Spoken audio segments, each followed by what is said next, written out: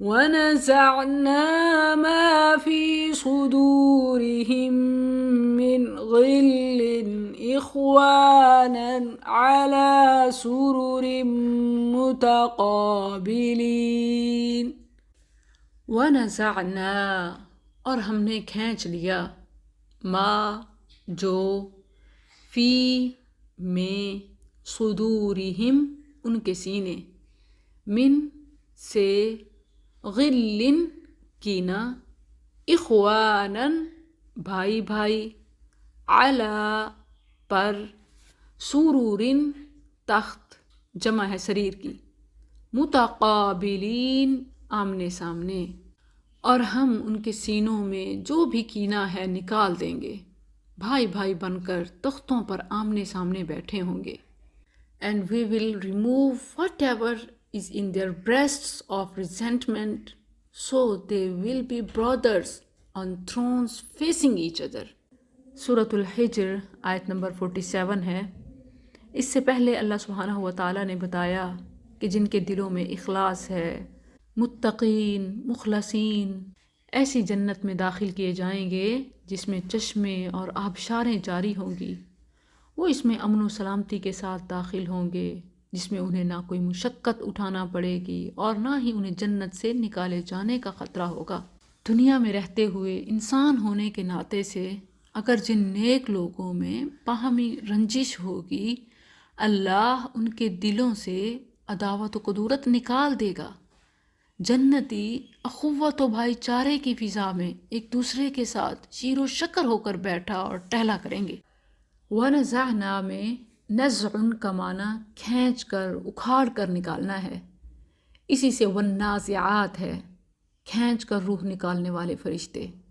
اور غلن کا مطلب کینہ، کھوٹ، یعنی اللہ تعالیٰ دنیا میں اہل جنت کے دلوں میں ایک دوسرے کے متعلق ہر کینے کو جڑ سے اکھاڑ کر پھینک دے گا، کیونکہ جس سینے میں کوئی کدورت ہو وہ خوشی سے ہمکنار نہیں ہو سکتا، وہ کبھی خوش نہیں رہ سکتا.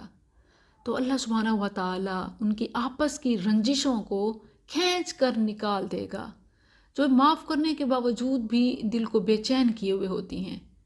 تو اللہ نے تو وعدہ کیا کہ بسلام آمنین، سلامتی اور امن کے ساتھ، بے خوف و خطر. تو کیسے کوئی کینہ، کیسے کوئی رنجش انسان کو پریشان کر سکتی ہے؟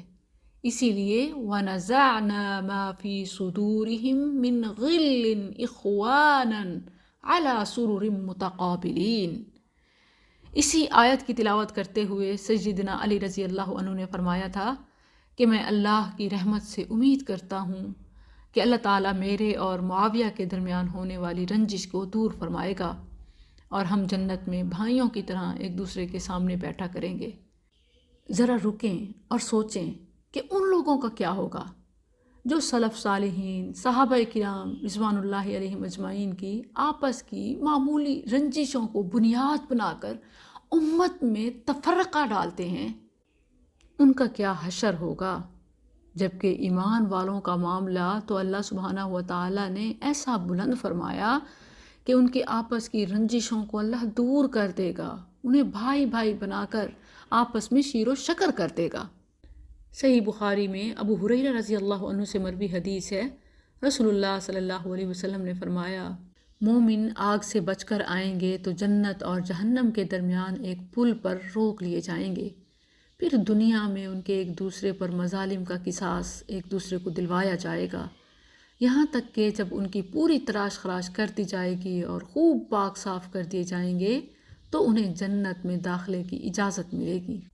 اس آیت سے معلوم ہوتا ہے کہ مومن مختلف رائے، مختلف مزاج رکھنے کے باوجود جنت میں جائیں گے اور اللہ سبحانہ و تعالیٰ ان کی آپس کی رنجشوں کو دور فرما دے گا. اور اصحاب رسول صلی اللہ علیہ وسلم کا درجہ تو اس سے کہیں بلند ہے. عام آدمی کو یہ حق نہیں پہنچتا کہ وہ صحابہ کی آپس کی رنجشوں کو بنیاد بنا کر امت میں فرقہ بازی پیدا کرے. سورۃ الحشر آیت 10 دیکھیں تو اللہ سبحانہ و تعالیٰ نے ایمان والوں کو دعا سکھلائی ہے کہ وہ ایک دوسرے کے مخالف سوچ اور جذبات کو دور کرنے کے لیے رب سے مدد مانگتے ہیں ربنا اغفر لنا ولإخواننا الذين سبقونا بالإيمان ولا تجعل في قلوبنا غلا للذين آمنوا ربنا إنك رؤوف رحیم۔ اور جو ان کے بعد آئے وہ کہتے ہیں اے ہمارے رب ہمیں اور ہمارے ان بھائیوں کو بخش دے جنہوں نے ایمان لانے میں ہم سے پہل کی، اور ہمارے دلوں میں ان کے لیے کوئی کینہ نہ رکھ جو ایمان لائے۔ اے ہمارے رب یقیناً تو بے حد شفقت کرنے والا اور نہایت رحم والا ہے۔ آمین یا رب العالمین۔